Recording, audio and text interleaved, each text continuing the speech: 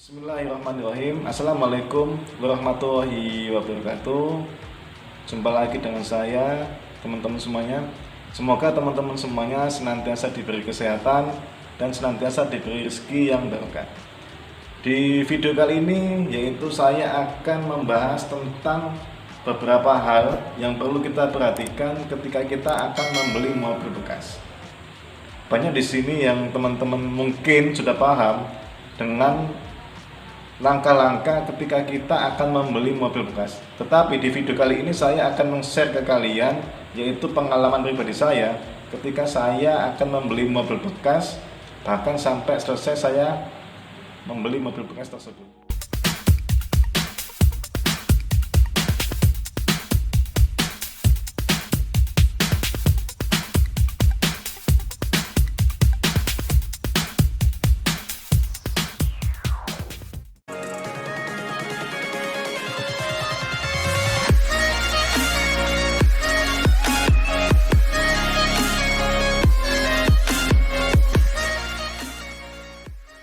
Oke, yang pertama harus teman-teman perhatikan adalah harga dari mobil yang akan teman-teman beli. Pastikan kendaraan yang akan kalian beli yaitu kendaraan yang sesuai dengan budget kalian. Terutama pada saat kalian membeli mobil dengan cara dikredit atau dicicil. Jadi pastikan harga mobil atau cicilan mobil tersebut yaitu 20% dari uang yang Anda miliki setiap bulan atau penghasilan Anda setiap bulan. Misalnya, ketika saya akan membeli mobil, satu unit mobil dengan harga yang 100 juta atau dengan saya cicil 3 tahun yaitu per bulannya misalnya 2.500.000, itu berarti saya harus menerima pendapatan atau gaji setiap bulan yaitu di atas 5 juta atau 7 juta. Jadi, jika kondisi uang saya ngepres di angka 5 juta dengan cicilan mobil yang 2.500.000 tadi, kemungkinan itu akan sangat merepotkan kita mungkin pada saat di awal tahun, bahkan di 1 tahun pertama, mungkin ketika kita cicilannya sampai 3 tahun, itu akan sangat merepotkan kita. Jadi pastikan benar-benar harga mobil atau cicilan mobil yang kalian akan beli nanti itu sesuai dengan budget kita per tahun ini, bahkan sampai 2 tahun atau 3 tahun ke depan. Nah, untuk yang kedua adalah teman-teman harus bisa mensurvei atau membandingkan harga beli mobil yang akan kita beli tadi. Di saat ini sangat banyak sekali ya teman-teman tempat atau bahkan bengkel atau forum yaitu jual beli mobil, dan kita bisa mengecek harga mobil di tempat satu ke tempat yang lain, perbandingannya berapa dan kondisi mobil tersebut bagaimana. Jadi untuk membeli mobil bekas ini sangat diperlukan sekali yaitu yang namanya kesabaran. Kita harus sabar yaitu dalam mensurvei harga mobil tersebut dari kondisi mobil, tahun, surat kendaraan mati atau hidup sebelum kita melakukan pembelian mobil tersebut. Nah, yang ketiga adalah periksa riwayat kendaraan tersebut. Jika teman-teman membeli mobil bekas, ada baiknya teman-teman membeli di tempat yang sudah kalian kenal, di showroom yang sudah kalian kenal, di bengkel yang sudah kalian kenal. Karena apa? Pada saat kita membeli mobil bekas, kita tidak tahu riwayat pastinya mobil ini. Nah, dengan kita membeli mobil bekas di tempat atau bengkel, bahkan showroom yang sudah kita kenal, kemungkinan besar kita akan mendapatkan riwayat mobil ini dengan jelas dan pasti. Karena di sebagian showroom, ketika kita tanya riwayat mobil ini apakah pernah eksiden atau bahkan mobil ini pernah overhaul, sebagian bengkel atau showroom itu tidak berani menjawab pertanyaan itu.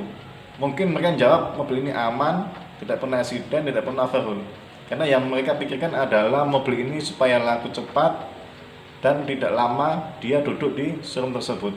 Dan kalian bisa mengecek histori kendaraan tersebut atau riwayat perbaikan mobil tersebut, yaitu kalian bisa menunjukkan nomor identitas atau nomor plat nomor kendaraan tersebut ke dealer di mana unit ini dibuat.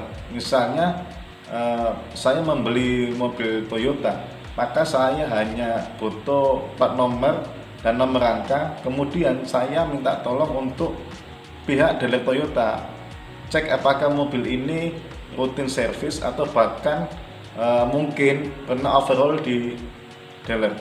Jika mobil ini rutin perbaikan di dealer, maka semua riwayat mobil tersebut akan muncul di situ. Dan yang keempat adalah hubungi si penjual mobil tersebut. Karena pasalnya ada beberapa orang yang ketika mereka ingin menjual mobil, yaitu dilakukan dengan cara mereka titipkan di showroom atau di dealer mobil tersebut. Nah, dengan cara kita menghubungi langsung si pemilik mobil, kita bisa yang utama yaitu bertanya ke dia kenapa mobil ini dijual, dan kita juga bisa bernegosiasi kepada si pemilik langsung untuk harga pastinya mobil tersebut. Nah, yang kelima yaitu lakukan test drive untuk mobil yang akan kita beli tadi. Langkah selanjutnya yang paling penting adalah kalian harus melakukan test drive, yaitu uji coba mobil yang akan kalian beli. Nah, untuk supaya amannya lagi, jika kita merasa ragu dengan penilaian kita juga bisa mengajak seseorang yang ahli atau mekanik untuk melakukan pengecekan pada mobil tersebut dan test drive untuk mengetahui komponen apa saja yang rusak pada mobil tersebut. Hal ini sangat penting sekali karena ketika kita sudah membeli mobil, pada saat kita cek pertama mobil itu bagus, ternyata setelah kita gunakan 2 bulan atau 2 minggu dari pembelian tersebut ditemukan banyak sekali kerusakan, itu akan sangat merugikan kita. Jadi teman-teman, ketika kalian ingin membeli mobil, pastikan benar-benar kondisi mobil tersebut. Lakukan test drive, cek semua komponen mobil itu apa saja yang rusak. Nah, di situ kita nanti bisa negosiasi kepada si pemilik mobil tersebut. Nah, yang keenam, teman-teman bisa membawa seorang mekanik atau seseorang yang ahli di bidang mobil tersebut untuk melakukan pengecekan lagi apakah mobil ini benar-benar aman dan layak untuk kita beli. Ya, ketika saya akan membeli mobil bekas yang saya beli saat ini, saya mengajak teman saya seorang mekanik untuk memastikan kondisi mobil ini. Dia ahli di bidang mobil Nissan, jadi saya ajak dia untuk melakukan pengecekan mobil tersebut.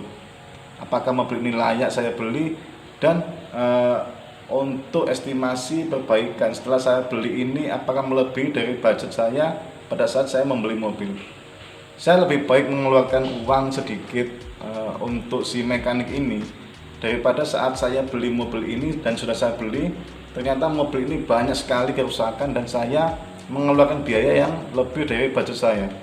Jadi teman-teman, ketika kalian akan deal atau membeli mobil tersebut, pastikan benar-benar kondisi mobil tersebut apakah aman untuk kita beli. Dan yang ketujuh, lakukan penawaran kepada si penjual mobil. Tujuan kita lakukan penawaran ini supaya kita tidak menyesal di kemudian hari. Lakukan penawaran mobil tersebut dengan harga yang relatif, dengan maksud misalnya si penjual ini menawarkan mobil dengan harga 100 juta, kita bisa menawarnya di angka mungkin 80 juta.